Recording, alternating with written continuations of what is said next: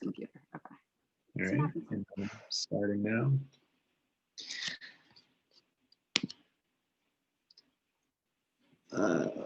One second on my end. Okay. So we're here with City Council President Jen Grigoraitis and my ward councilor here in Ward 6. And I want to say thanks for joining us. We're just going to talk about, you know, what this year has been like for you and what the year has been like for the City Council and for the residents of Melrose. So I want to let you kind of introduce yourself quickly, let people know who you are if they don't already know, what you do for work in your day job. I know you're not just a sitting president of the City Council. So why don't you just introduce yourself if you could? Sure, and thank you for having me, Mike. I appreciate the chance to reflect back on what is an unprecedented year, to use the most appropriate and overused word of 2020. So my name is Jen Grigoraitis.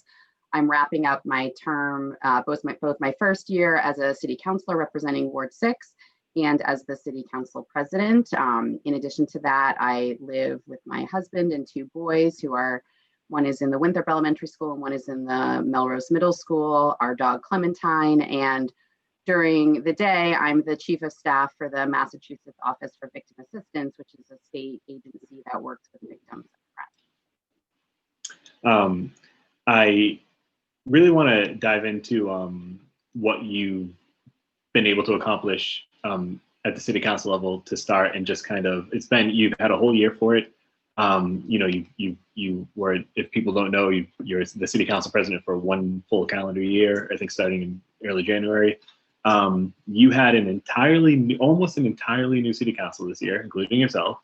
There's a lot of turnover. I think there ended up being 9 people, I think, that were completely new this year, yeah, one way or another.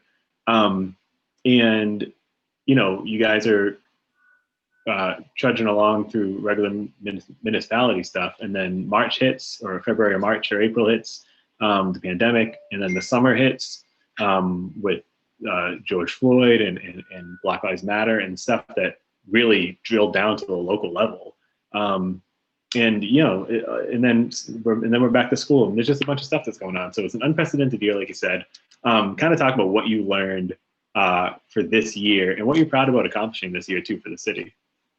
Yeah, I mean, definitely an unprecedented year. And I do think, you know, I look back on photos from the inauguration and I just think, wow, none of us knew what was coming, which is true for literally every person on earth right now. You know, none of us signed up for this, whether you're an elected official, a parent, a grandparent, a school teacher, a first responder, a healthcare worker, right? You know, as someone who bags groceries at a grocery store, no one thought we would be doing what we're doing, and with kind of no immediate end in sight. I'm hopeful for vaccines, but that's still a whole process.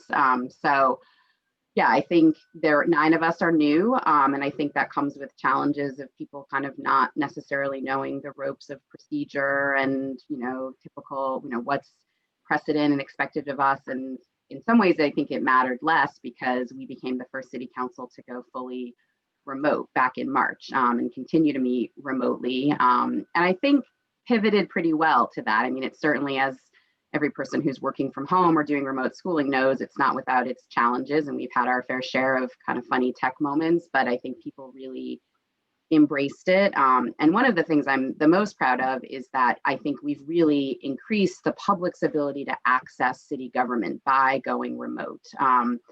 I think, you know, before you could always watch meetings live on MMTV, certain meetings, the school committee and the City Council in particular. Other municipal meetings, you had to go down to City Hall at 7, 8, 9 o'clock at night and, you know, be there in person to know what was happening in real time.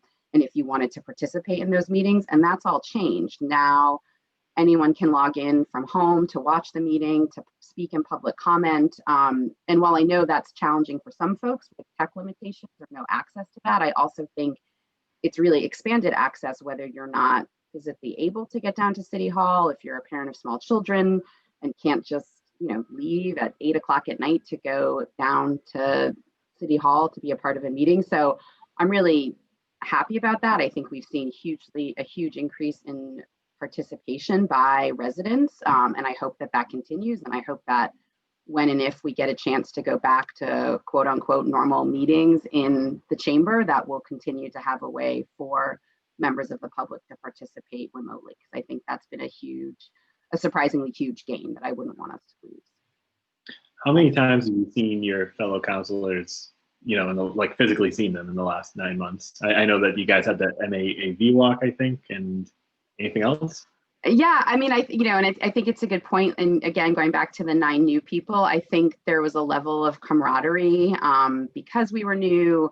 A lot of us, were chronologically peers. We have kids in school together. We see each other at baseball games and soccer games and whatever, fundraisers. So I think that was really kind of nice to all be figuring it out together and feeling like there was some friendship and camaraderie. I think people have tried to keep that going to the extent they can. Obviously, it is really hard on Zoom, but at the same time, you're also getting a glimpse into people's lives that you normally wouldn't. I think probably all of us that have kids have been interrupted by our kid at some point during a meeting. We've had people's dogs bark, people's spouses walk in the background. So, I mean, I think there's a little kind of bit of a humanizing aspect of it. We're all sitting in our blazers in our house. I think that's, there's definitely been some funny moments that I think we've all had kind of a shared laugh about. We did all do the Mave walk together in October. I know back in the late summer after the really bad storm we had, we all coordinated in a COVID safe way to deliver some baked goods to DPW and the police and fire for all of their work. So I think we've tried to the extent we can to kind of keep those moments of connectivity there, because we are colleagues and, we really do need to be able to work together, even if we don't always agree with each other. So I think that's been, something we've tried to do as much as we can in the current circumstances. As a representative of a ward and, the leader of the city council or the president of the city council, you touched on it, but, you guys, it's funny because I hear people say this in the school committee. I hear a lot of elected officials, or people say it of elected officials, you guys didn't exactly sign up for this. And I know it can be taken different ways. And it's not that you didn't sign up to have responsibility. It's not that you didn't sign up to have accountability, but no one signs up for a pandemic. No one signs up for this incredible, in the middle of the summer, what was happening. And I know that there was kind of tense times and hard for you guys. And, what do you ever feel like, man, this was unfair. I wish I had another shot at it. I wish we were able to do this again, and just focus on city needs. I mean, do you even feel like you've been able to really attack individual city stuff, or do you always feel like it's a big picture national crisis coming down on the council? Well, I think it's both. And I really do believe, and I think it's I try to think with kind of grace and empathy for all of us that none of us signed up for this. And I think the struggles, while there's certainly a spectrum of challenges and struggles in this pandemic, no one is without some sort of challenge. And, I think people who have to get up and go to work, people who've lost loved ones, who've lost income, even just people who are parents of really small children. Like, I'm very grateful that my kids are 7 and 12 for many reasons right now. But so I think, yes, I mean, we sign up for whatever comes before us. I think this is the severity and length of this is like nothing any of us have ever seen before. And I think it's traumatizing for people. And, I work professionally with crime victims and service providers, and the impacts of trauma are very real on people, on their mental health, on their, ability to make decisions and process information. And I think we're seeing that as a nation and as a world right now. So I think that that's probably true for many leaders at all levels, and that it is kind of scary to think about some of the things that you're having to make decisions on. I also think that everything is a local issue, whether it starts nationally or not. It's going to come in some form to where you live. It all impacts us. And so I think we've engaged in issues that maybe the council hasn't in the past, but I also think we've done some really substantive local issues around trying to increase, some of the tools in the affordable housing toolkit, working with DPW on some critical projects. So I think it's been a balance of both, and I'm hoping that that continues in the coming year. And obviously, I think, I felt good about the budget that we were able to approve last year. I think this year may be more of a challenge. It's really unclear as we wait for more guidance from the state and the feds, which seems to be a theme in local government that I know everyone's tired of hearing, but it's true. So, I think it's, I feel good that we've been able to impact some positive change in a time when we're also really just trying to manage a crisis. And I'm sure we haven't done it all perfectly, but I think we have had some real wins in what has been a very tough year. Could you tell the kind of like the layperson, I guess, listening who doesn't want to know like how the sausage is made in the budget process, including myself, why it's so difficult these next few months to lay out a budget for the following fiscal year? I obviously I've been watching the meetings and from talking to different people involved. I know it's everything's up in the air, and it almost seems impossible for you guys to even have a starting point. But do you mind just in a minute or so, just telling people why it really is so difficult looking forward? Yeah, and I think it's like the perfect storm. We have at the very top, as we all know, we have a presidential administration transition, and the balance of power in Congress is still to be determined. So I think there's real questions about what is going to be the priorities at the federal level and what's going to be able to get through Congress, depending on who's in charge. So I think there's that kind of overarching question, and that's in particular a challenge this year because of waiting on COVID relief money. And I think, as some folks may know, there was a bill that got signed December 27th that extended the use of federal money by municipalities that was set to expire today on December 31st. So that's not a lot of notice to know that you have a chance to keep using that funding. Like, that's really hard to plan for. And so there's that overarching question at the state level, which more directly impacts some of the funding that comes to Melrose, particularly on the school side. The state budget for this current year was delayed by 6 months as the legislature was trying to get that budget up and running. They now are beginning the process of the budget for the new fiscal year that starts July 1. But whether or not that will be on time or not is, I think, an open question. And we use, I believe the mayor and his staff use that state budget to help inform their budget priorities and where they believe we're going to have state support and where we're not. So they have to have that information before they put a budget before the city council for approval, and everything has to get approved by June 30th. So it's a tight timeline, even when everything works perfectly. And as we all know, nothing works perfectly right now. So I think there's a lot of open questions about what relief to municipalities, to school districts will look like. And I don't know when we'll have those answers. I don't envy you. I don't envy you guys with that. So they're getting it a bit, well, you have one more question about the council, and then I want to get a bit lighter, but you guys have as we talked about, there's a lot of new people, and that's for better and for worse in different aspects. And, there's a lot of fresh perspectives and fresh eyes on things, which is so incredible. It's also a more diverse council than in the past. And we have five women councilors maybe, and I think 3 women councilors. 3 women councilors, 2 women councilors of color, I believe. We have the youngest city councilor in the city history, I think, and there's just some diversity after a long time of people who've been there for X number of years. What is having the diversity in a city council representing people really do for you guys? Like, what is it? Why is it so important to have different voices at the table in your position particularly? Well, I think because it brings different perspectives and different lived experiences, which are all equally valid and relevant. And I think it's sort of a recognition that there is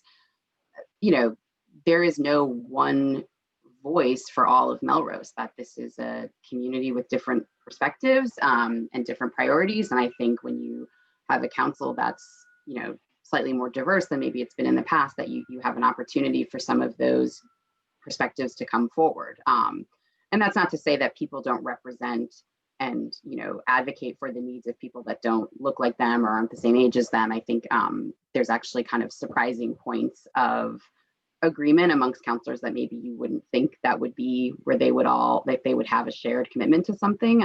But I think it's I think there's always value in having your government look like the community that it represents. So because it's, we're there on behalf of you all. So I think it's a great thing, and I hope that we can continue to see people wanting to step up and be engaged in local government in whatever capacity, whether it's running for office, joining, signing up for a board or commission, speaking at public comment. Like it's great to have people engaged. All right, so you're a city councilor, you're a Ward 6 city councilor. You're not just dealing with big budget items, you're not just dealing with huge storms and all this in school, pandemic stuff. You're dealing with like potholes and people coming to you about stop signs and all that kind of stuff. What is, on a more granular level, I don't think everyone understands that. I mean, what kind of concerns do you hear about in Ward 6 where I live? And what is a city councilor's like day-to-day kind of, not complaint list, but like, what are you guys hearing about? I know it's not always just about this big ticket stuff. Yeah, I mean, I think it's a lot of issues related to people's daily quality of life. And a lot of that is potholes and curbs and shoveling and road construction. But I think that's all important. And I really think our job as counselors, because we're, the way our government is structured, the response to those issues falls to the city, to the mayor's administration, DPW, Parks and Rec, whatever department, is to really be an advocate on behalf of our constituents and try to, amplify issues if we feel like they're not getting addressed, and also to kind of help see where there are themes or points of connection and help bring back information to the ward. So I appreciate when people reach out to me, and I get phone calls, emails, people use Facebook and Twitter, which is great. And you always hope you can solve someone's problem. Sometimes you can't, which is disappointing, but I think people feel valued and heard when someone gets back to them and says, I hear you, and this seems like a legitimate thing, and let's figure out what we can do to try to make it better. Not always, but I think people want to know that someone is hearing them and paying attention to their concerns. So, and I take that aspect of it very seriously. I mean, I think the hardest part about governing in a pandemic is just how hard it is to connect with people. Obviously, we're not knocking on people's doors right now. There's not gatherings, like we're just not out in the community the way we would be. So the burden really falls on residents right now to reach out to us to let us know what's happening, because we're just not having those chance encounters as much as we used to. So I definitely encourage people to keep doing that. And I think counselors are generally really responsive, is my understanding, even if we're maybe not able to deliver the results that the constituents are hoping for. Well, now that I've got you here, there's some potholes on the end of our Leonard Road. And yep. But I really appreciate the four-way stop at East Foster now. That new, I appreciate that stop too. And that was resident engagement 100%. And to those folks in Ward 6 who that came about just prior to my time on the council, but they really lobbied the traffic commission effectively. So yeah, I mean, again, it matters. People adding their voice to the mix matters. So, and hopefully the potholes on Leonard Road are getting fixed. I made a couple of requests about that already. So what do Melrose is so unique, and it's a weird, I'm from Everett, and it's such a different vibe, and it's a different size, it's a different vibe, it's everything about it is so different, but it's such a community. I think that if you live here, I've only been here for a few years, it's hard to miss it as a community. During the pandemic, especially, I think it's shown that. What is some things that you've been proud of from residents, from city government, and just people coming together? Like, I'm sure you've seen things, and you've read things, and you've heard things, you've talked to people that's really made you proud to be in Melrose and representing Melrosians right now. Can you kind of talk about some of the stuff you're proud about over the last year? Yeah, I mean, I'm amazed at this community's, always amazed at this community's ability to kind of pull together and work on behalf of others. I think we have, again, just anecdotally based on other towns, we have a group of people that seem to be very civically engaged, which is great. I thought Melrose Helps, which was something that the mayor launched back in what feels like 5 years ago, but was really 6 months ago. to, contact senior residents to check on their mental health and well-being when we were under more, restrictive lockdowns was great. And the outpouring of residents who helped lead that, who volunteered their time was great.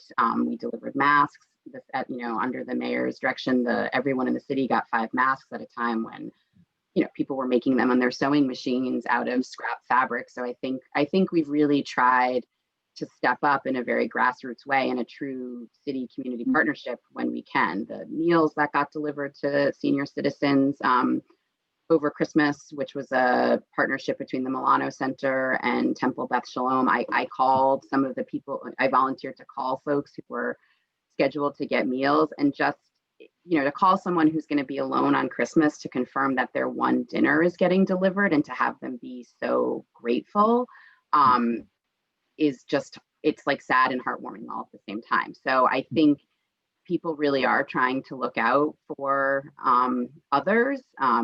There's been I know there's a resident who's organized to have meals donated to a local business that then in turn are getting donated to Bread of Life, a food pantry in Malden. So I think people really are stepping up, and it's nice to see that. And I think it makes a difference because, again, there is a lack of larger leadership right now, and individual residents and groups are stepping up to fill that void the best they can.